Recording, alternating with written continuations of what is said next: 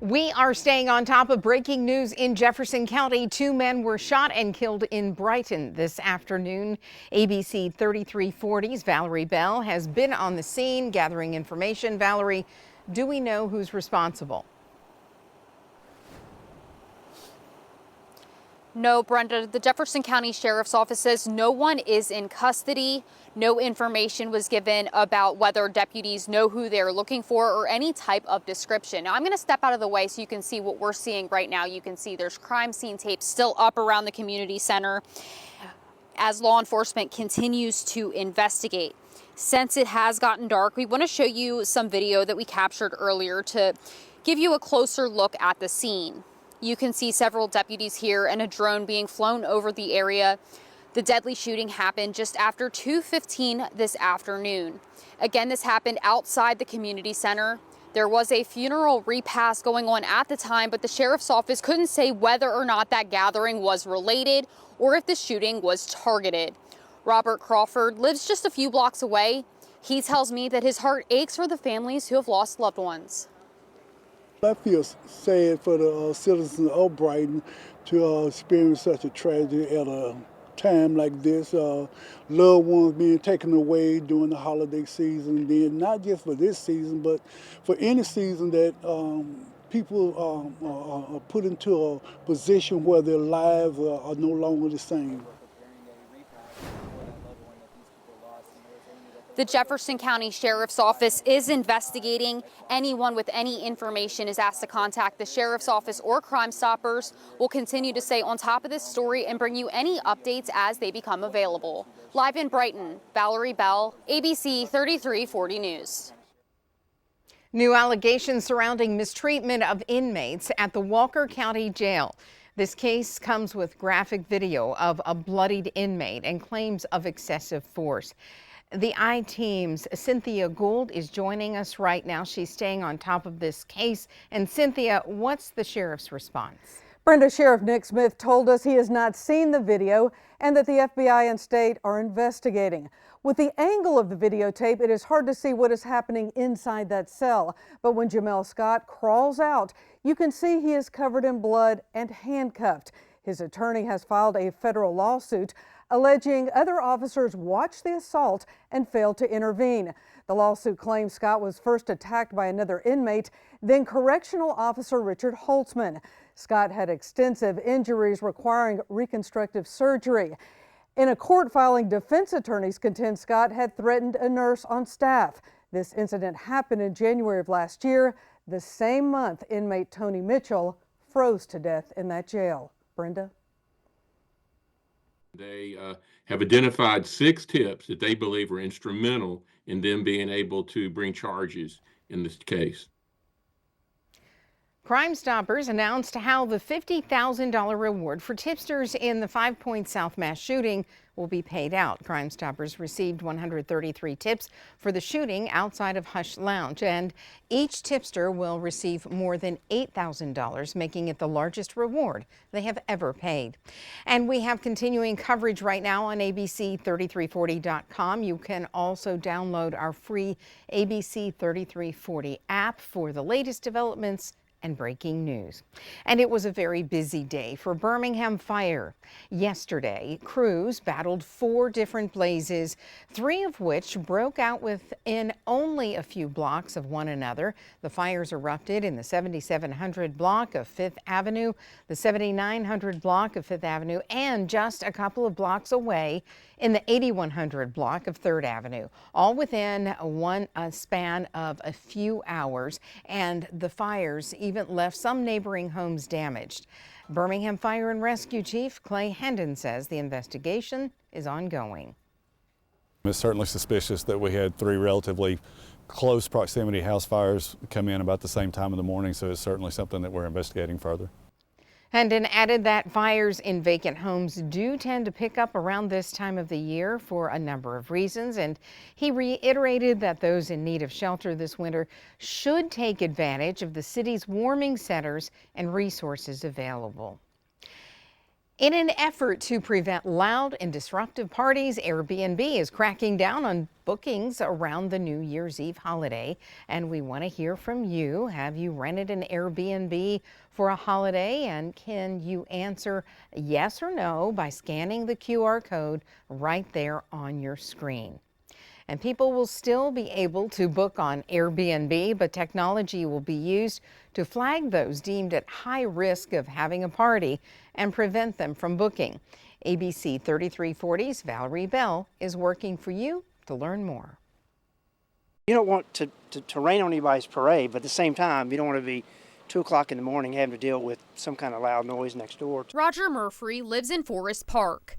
There's some Airbnbs in the neighborhood. It's pretty tame. I mean, it's pretty tame, but obviously we don't want someone next door renting out a house and then, there's a 24/7 party going on.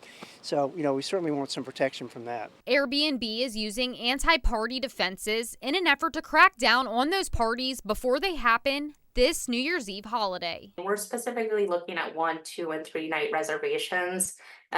This year, I think New Year's Eve falls right in the middle of the week, so the technology is in place the weekend prior, leading up to and through the holiday itself. The risk is determined by the length of the reservation, how far the listing is from that person's location, and when the reservation is being made. It's scanning hundreds of signals. I can't go into depth about all of them because we obviously don't want folks circumventing the system. If the booking is flagged as a risk, the person will be blocked from making the reservation or be redirected to other accommodations. Guests who are able to book will have to do this. We do have them sign an anti-party attestation in order to book the reservation. And if they end up breaking that rule, they risk suspension or removal from the platform altogether. Although Airbnb already has a global party ban year-round, some have slipped through the cracks. We've highlighted a few of those instances in recent years in Birmingham. The company says globally in 2023, parties represented only approximately 0.035% of reservations. This is, behavior that we don't want to see as a platform, and the vast majority of hosts in Birmingham also don't want people throwing parties in their homes. So I think this is just one of the steps that we try to take to proactively address this. I think it's a good move. Yeah, I really support it. There is a 24-hour tip line for hosts and guests to report parties. There's also a neighborhood support line that can be used to report urgent issues, such as a party going on at a home someone believes is listed on Airbnb. The company says it also has a dedicated portal for law enforcement to submit requests for information when needed. And now we want to go back to our poll question for today. Have you rented an Airbnb for a holiday? 30% say yes, 70% say no right now. We will continue to check the results on the news at 5 and 6. Work on the infrastructure of a retail subdivision in North Aniston will start at the end of January. The city is paying for the $1.2 million infrastructure project. The goal is to have the Summerall subdivision ready for business owners who want to come to Aniston. Once developed, the subdivision could hold 8 individual properties and potentially a hotel behind the retail space. We're talking the water lines, the gas lines, the parking lots, building it all out so by the time the tenant is ready, they just have to move in. This is what you see in a lot of progressive communities when it comes to economic development. The city steps in and helps alleviate some of the burdens. The city expects a return on its investment. Once the project is complete, it could bring in $1.2 million annually in sales tax revenue to the city. Aldi occupies 1 property. A new business is expected to be announced next week. New traditions have proven beneficial as Kentuck Festival of Arts recorded its biggest crowd in 3 years at Snow Hinton Park in Tuscaloosa. People were able to walk on walkers, on wheelchairs if they needed to, which I understand they couldn't do before.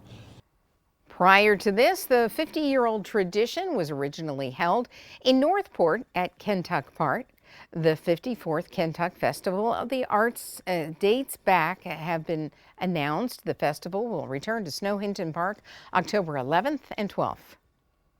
Kentuck's Board of Directors has authorized our executive director to seek a longer-term contract with the city of Tuscaloosa. So we don't have many details about that yet, but we are looking forward to calling Snow Hinton Park home for the foreseeable future. And the city of Tuscaloosa funded more than $12 million in renovating the festival's new home. And investment city leaders tell us will more than pay for itself. Toys for Tots distribution began today, and we are told the greater Birmingham area had more families in need compared to years past. ABC 3340's Gracie Johnson has been at the distribution center in Hoover all evening. And Gracie, how are things going there? Brenda, things are going good here. They say that already they have given over 800 families toys, and that's just today. And things just opened up today. Now, I'm here with Sergeant Darnell Blanks. He is the coordinator for the greater Birmingham area. So kind of just tell me how we got to this point. Where did we start and where are we right now? Absolutely. Generally we start with zero toys. We start with zero toys, and we've gotten so many in from the public, from donations, from doing, toy buys and things of that nature with nonprofits and schools. Oak Mountain was today. They did a toy buy for, it was a lot of money, we'll just say that.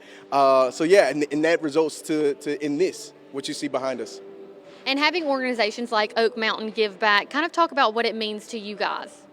It means a lot. It's a huge help because then we don't have to go out and kind of do these things ourselves because we do the things ourselves. But on top of that, if people are able to help us in that fashion, then we're able to reach out to more people. And how much longer can people be involved? Until Monday at 8 p.m. Monday at 8 p.m. is when they could come and receive toys, or people can volunteer as well up until Monday at 8 p.m. Okay, so plenty of time to still get involved. You can donate. I believe Walmarts in Central Alabama have donation boxes through tomorrow evening. So still plenty of time to give back or come and give time here. Live in Hoover, Gracie Johnson, ABC 3340 News.